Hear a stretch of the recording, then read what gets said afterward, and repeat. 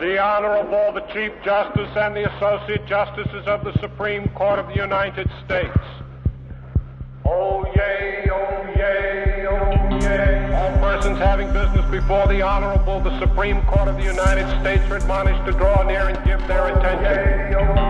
For the court is now sitting. God save the United States and this honorable court.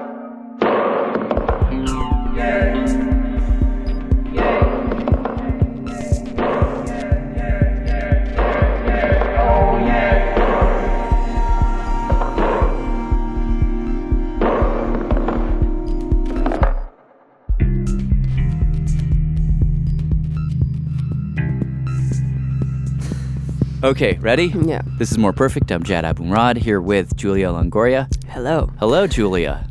Hi.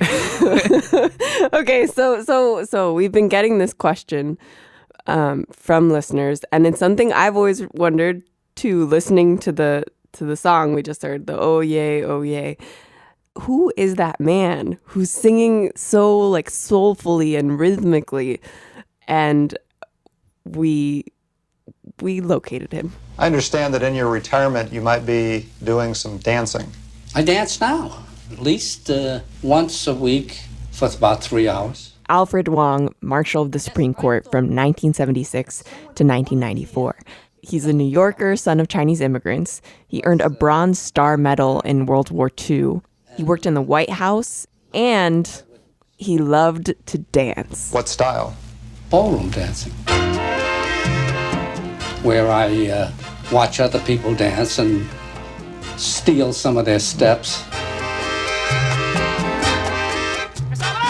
I understand, too, you've even given a lesson or two at the court? Yes. Apparently, he taught some Supreme Court staff how to ballroom dance, which is fitting, because as the Marshal of the Supreme Court, part of his job is to keep time. I'm the timekeeper. Oral argument at the Supreme Court is a bit like a dance. Each side generally gets a half hour. One lawyer starts it off. As soon as he starts to argue, or she, I start the clock rolling. It's a countdown clock.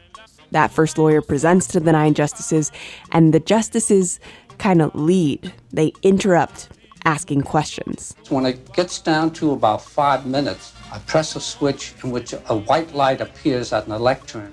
When the first lawyer finishes, the other lawyer gets a turn. Same thing. They present, justices ask questions, but each lawyer only gets 30 minutes. Now, that is the nightmare for many, many attorneys who argue here. When they run out of time, Then I have to put the red light on. no excuses. You have to stop. Okay, well, that's mystery solved. So the thing I wanted to talk about today is that the dance that Alfred Wong presided over. Sometimes it gets a little dicey. Okay, so I was working on our episode about Ruth Bader Ginsburg. Which, by the way, is called Sex Appeal. It's a few EPs back. Definitely take a listen. And I was listening to like oral argument after oral argument after oral argument, and I noticed something that kind of sent me down this rabbit hole. Okay, so I'm going to present you what I have as a mini episode. Cool. Well, I get to say that this is case number 11345. Let's dive in. Fisher against the University of Texas at Austin. And the story starts with this guy. Yes, I'm sitting in my living room on my couch. Mr. Chief Justice and members of the court. And I'm listening on my computer to the oral argument. The central issue here is whether the University of Texas at Austin. His name is Dylan Schwiers. He's a lawyer now, but at the time he was a second-year law student. A JD candidate at Northwestern Pritzker School of Law. And he's listening to the case for homework. And the case itself doesn't really matter for our purposes. What matters is the rhythm of the conversation. Met the 2 tests of strict scrutiny. You have the lawyer, Burt Ryan, making his case. Which are applicable. Mr. Ryan, before we get to that... And then you had a justice jump in.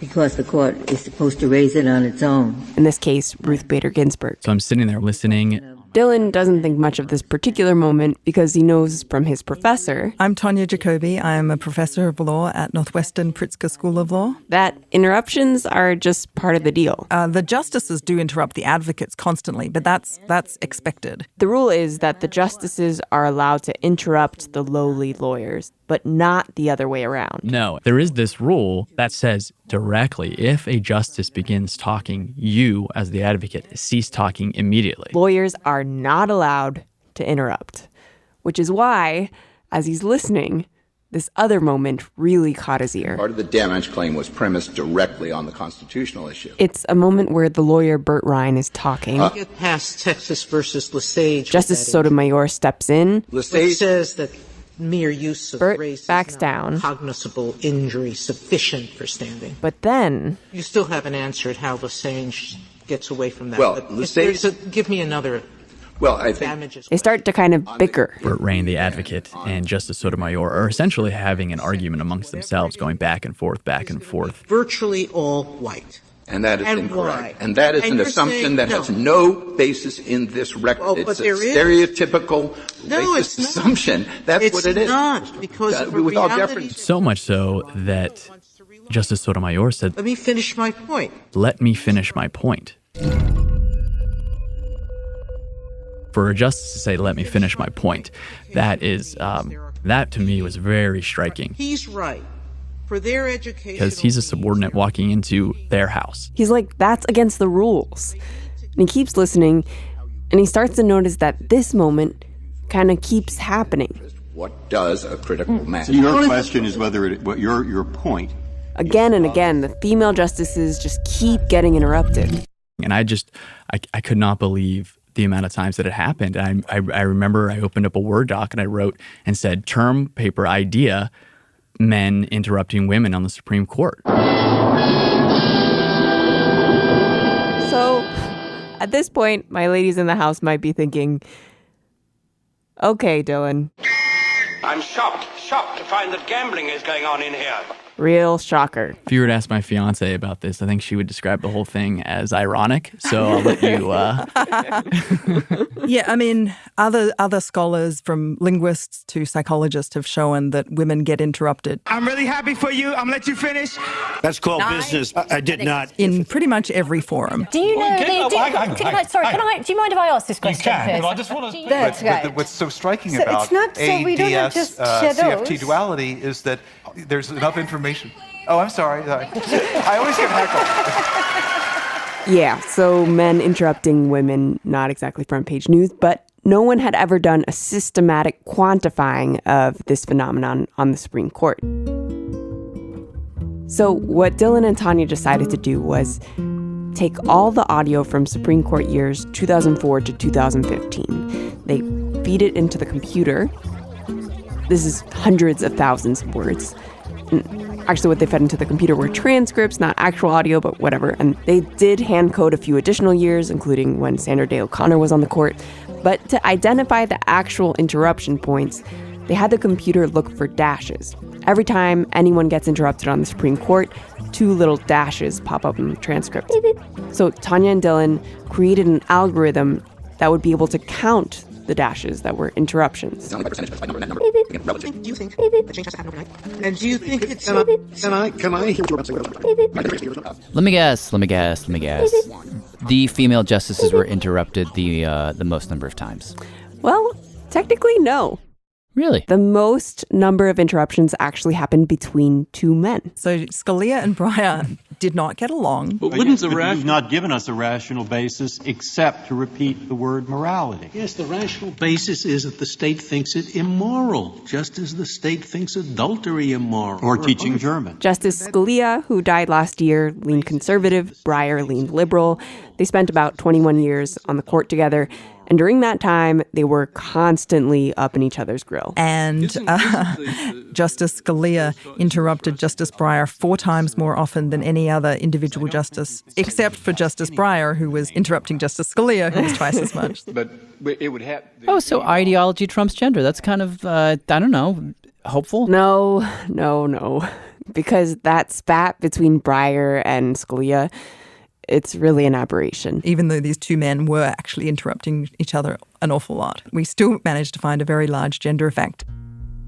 So when they compiled all of the interruptions together, over 7,000 in the 2004 to 2015 right. period, plus reaching back to a few years when Sandra Day O'Connor was on the court, they looked at how many interruptions were happening to the female justices versus the men. The women are interrupted about 3 times as much as the average man. What's your authority for that proposition? 3 times as much. I have one person. I'm sorry. In parents involved, we indicated that You would need two separate juries, wouldn't you? I certainly went in with an expectation that we would see that pattern, but I think that what's really surprising is that our impression that the advocates were interrupting the justices and that was gendered. Meaning the male lawyers, the lowly lawyers.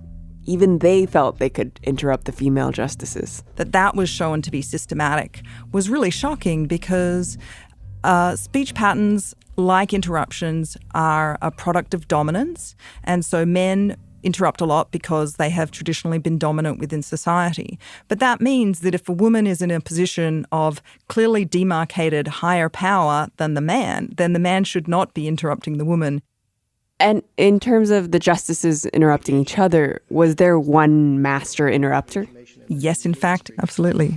I have one small procedural question. See if you can guess who that is interrupting RBG. Of course, I want to make you feel welcome here, but... He is the swing vote, considered by some to be the most powerful man in America. Justice Kennedy. Hands down. He interrupted the female justices the most? Yes, which, if the number of interruptions is any indication, he might be under the impression that his opinion is more important than everybody else's on the court, which is, rude, but maybe not wrong. He was number 1, and then he was followed by Justice Scalia and Chief Justice Rehnquist. And we have some great examples. One of my favorites is he interrupts. Well, suppose there were 3 unrelated cases. Justice Ginsburg. Pardon? Suppose there were 3 unrelated cases. And the advocate starts responding to him. And then about 30 seconds, 45 seconds later, he says, I inadvertently interrupted Justice Ginsburg. I inadvertently interrupted Justice Ginsburg. But in the 19 cases here... But, and then went on to ask another question. Yeah, right. And there was another great example when it was with Justice O'Connor. How do we know? Getting back to just Justice Scalia's question, and I think it relates to what Justice O'Connor is asking too. Justice Kennedy chimes in and says, I think this gets to what Justice O'Connor was saying. Is your answer to the last argument? But then went on with his question. So even if it wasn't really what she was trying to get at, he had a good idea of what Justice O'Connor was saying. What does Justice O'Connor do in that situation? So Dylan and Tanya actually found in this linguistic analysis that women faced with this barrage of interruptions, they've actually found ways, whether consciously or not, to adapt and almost fight back. But how about we talk about that after the break? Deal. This is More Perfect. I'm Jad Abumrad here with Julia Longoria. We're talking about interruptions on the Supreme Court. So if you are one of these female justices and you're incessantly getting interrupted by the men, I'm curious, how do the female justices adapt to that? So Dylan and Tanya noticed that when women first get on the court, they do this thing in their speech. They call it polite speech. Can I ask, could you associate? May I ask? They ask if they can ask a question. I'm sorry, so I'm sorry. Or they apologize for asking a question. Sorry to interrupt, but may I, I'm going to ask a question. And during that time, the men will just jump in. Can I ask? Sure, I'm sure it depends. Justice Kagan. Let me just change this. Just gets interrupted again and again and again. I agree with Justice Breyer. And at one stage when she says, can I ask? I think Chief Justice Roberts actually says, can I ask? Sure. Yes. Depends on who's making the referral. And then goes on to ask his question. Oh, no. So, no, not really. Yeah, so no, not really. You can't. You can ask, may I ask? And that's all.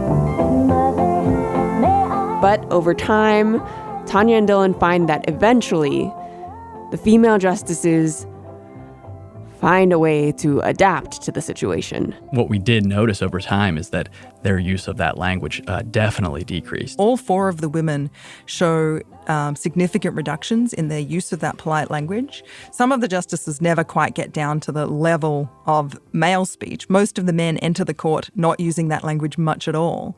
Ruth Bader Ginsburg, having been on the court the longest out of all the women, seems to be very good at this. Ought to be doing. What was your first reason for saying? It's a little bit more direct. So instead of saying, may I ask, they're just jumping in. Could you please explain your... And they're saying, can you point to the statute where it says this? Or where should we disagree with the lower opinion here? Have we ever analyzed a case that way? They'll start asking the question, a justice will attempt to interrupt, and the woman will just continue talking and often win the floor. So the women start to behave like men exactly. Which tends to fend off interruptions to a point. Take the case of Sonia Sotomayor. So what's the difference between a tower dump and targeting a particular individual? She is a woman Supreme Court justice, Latina, and in a lot of ways, she should actually be owning the anti-interruptions game. Of all the female justices, she's the one that adapted most quickly to the less polite style and started speaking like a man most quickly, and I think as a result is seen as aggressive. A terror on the bench, nasty, overly aggressive, a bit of a bully. Blunt, even bullying. Will her infamous temper that some have talked about who have practiced before her flare up at all today? What is it? Sonia Sotomayor. I'm looking at her right now. If she's not a dead-on for Roseanne Barr, it's Roseanne Barrio.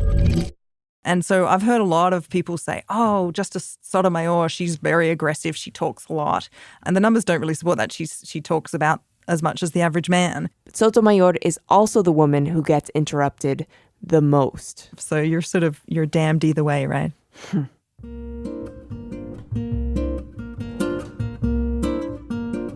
Now, maybe the most surprising thing that they found in this study is that as more and more women join the court, like first you just had Sandra Day O'Connor, then RBG joined, today you have Sonia Sotomayor and Elena Kagan, you'd think the men might get used to it, they might cool it on the interruptions.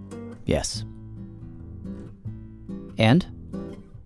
No, it was the opposite. The number of interruptions has increased. It's certainly as there are more women on the court. We can't say for sure that that's the cause or if that's just at the same time.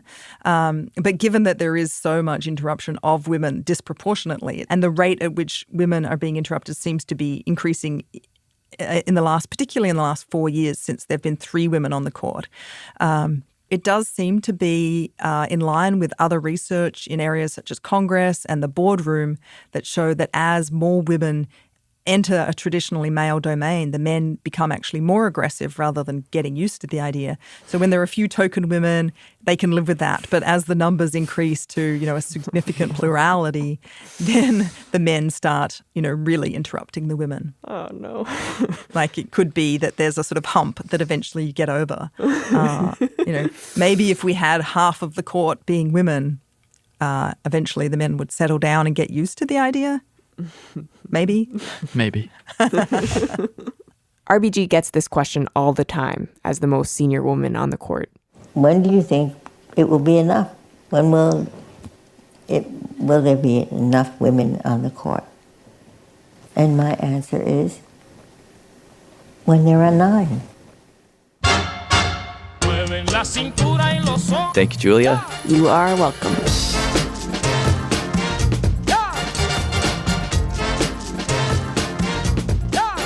Thanks also to Tanya Jacoby and Dylan Schweers. We've got their study at radiolab.org/moreperfect. Supreme Court audio is from Oyez, a free law project in collaboration with the Legal Information Institute at Cornell. Leadership support for More Perfect is provided by the Joyce Foundation. Additional funding is provided by the Charles Evans Hughes Memorial Foundation.